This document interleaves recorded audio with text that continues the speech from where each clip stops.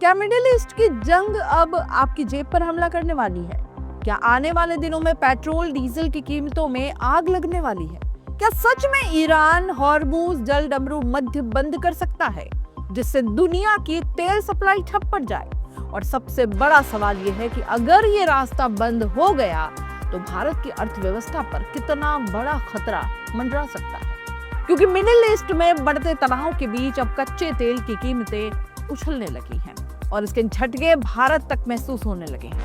Middle east में बढ़ता तनाव अब सिर्फ युद्ध का खतरा नहीं रहा, बल्कि इसका असर पूरी दुनिया के ऊर्जा बाजार पर दिखाई देने लगा है। अमेरिका और ईरान के बीच बढ़ती सैन्य गतिविधियों ने अंतर्राष्ट्रीय तेल बाजार में उथल-पुथल मचा दी है। विश्लेषकों का कहना है कि अगर हालात और बिगड़े तो कच्चे तेल की कीमतों में जबरदस्त उछाल आ सकता है, जिसका सीधा असर भारत जैसे देशों पर पड़ेगा। इस पूरे संकट की जड़ है हॉर्मुज जलडमरू मध्य। ये समुद्री रास्ता दुनिया के सबसे महत्वपूर्ण ऊर्जा मार्गों में से एक है।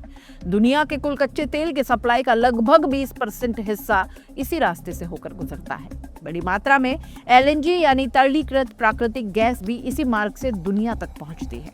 लेकिन अब ईरान ने इस रास्ते को बंद करने की चेतावनी दे डाली है। अगर ऐसा हुआ तो दुनिया की तेल सप्लाई पर भारी असर पड़ सकता है। कई अंतर्राष्ट्रीय वित्तीय संस्थानों और ब्रोकरेज कंपनियों ने चेतावनी दे दी है कि अगर हॉर्मुज जलडमरू मध्य बंद होता है तो ब्रेंट क्रूज की कीमतें $100 प्रति बैरल या उससे भी ज्यादा पहुंच सकती है। कुछ विशेषज्ञ तो ये भी मानते हैं कि अगर सप्लाई कुछ हफ्तों तक बाधित रही तो तेल की कीमतों में ऐतिहासिक उछाल देखने को मिल सकता है। और अगर तेल महंगा हुआ तो उसका असर सिर्फ पेट्रोल डीजल तक सीमित नहीं रहेगा। भारत दुनिया के सबसे बड़े तेल आयातक देशों में से एक है।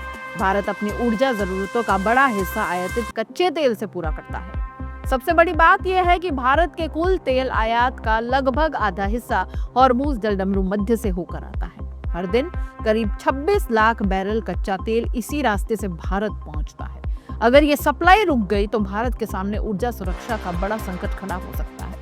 तेल सिर्फ ईंधन नहीं है दोस्तों, बल्कि ये पूरी अर्थव्यवस्था की रीढ़ माना जाता है। अगर तेल की कीमतें बढ़ती है तो पेट्रोल और डीजल महंगे होंगे, ट्रांसपोर्ट का खर्च अपने आप बढ़ेगा, सामान की कीमतें फिर और बढ़ जाएंगी और महंगाई में उछाल आ सकता है। यानी जंग कहीं और हो रही होगी, लेकिन असर सीधे आपकी जेब पर पड़ेगा। हालांकि इस संकट के बीच एक राहत भरी खबर भी सामने आई है। रूस भारत को अतिरिक्त कच्चा तेल देने के लिए तैयार हो गया है। बताया जा रहा है कि लगभग 95 लाख बैरल रूसी तेल पहले से ही भारतीय समुद्री क्षेत्र के पास जहाजों में मौजूद है।